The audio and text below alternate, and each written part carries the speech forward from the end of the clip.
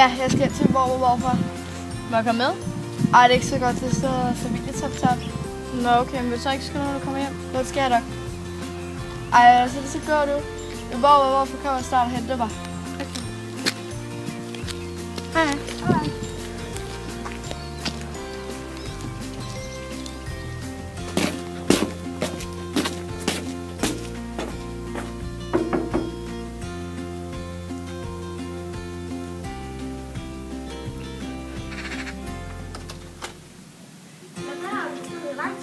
Ja, jeg skal være lidt mere.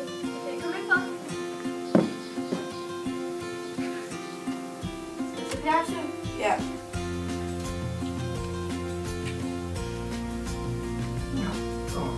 Jeg skal jo være lidt romantik også.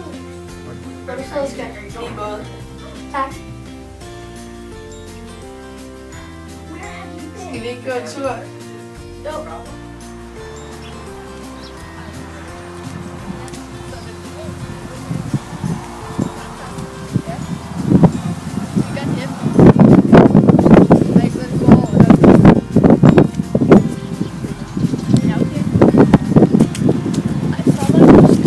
Skal vi ikke gå der på skolen? Jo.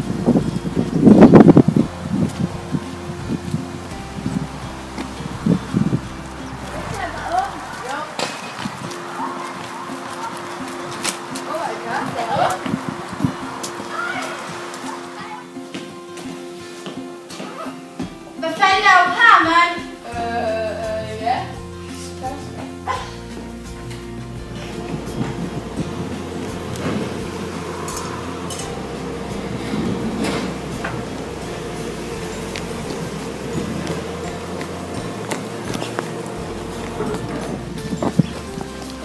Gå din vej.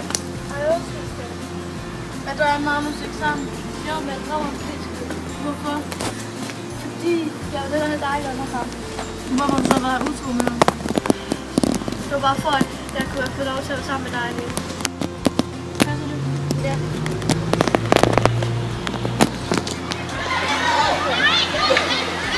Magnus, må vi lige snakke med dig?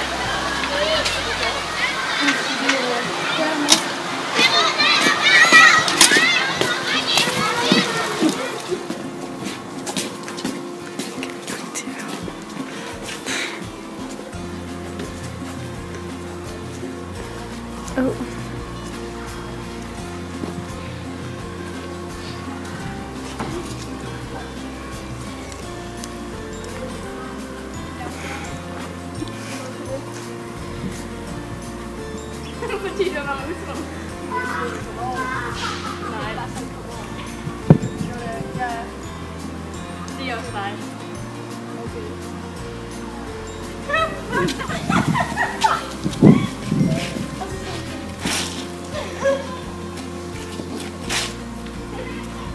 Kom, hvad er det, vi går ind?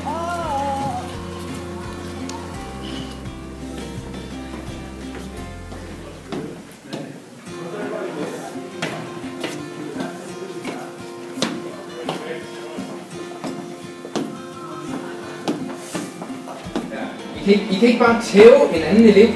Altså, hvad går der igennem jeres hoveder? Jeg er nødt til at ringe til jeres forældre. Jeg er nødt til at kontakte politiet. Det her, det er vold. Man kan ikke bare gøre sådan. Hvad tænker I på? Han har fortjent det. Fortjent det? Hvad i alverden kan man gøre for at fortjene at få så mange tæv? Han har været meget utro. Han har været der utro. Og så synes I, så er det i orden at tæve ham. Det duer simpelthen ikke. I kan ikke bare handle på den her måde. Man kan ikke tage loven i egen hånd.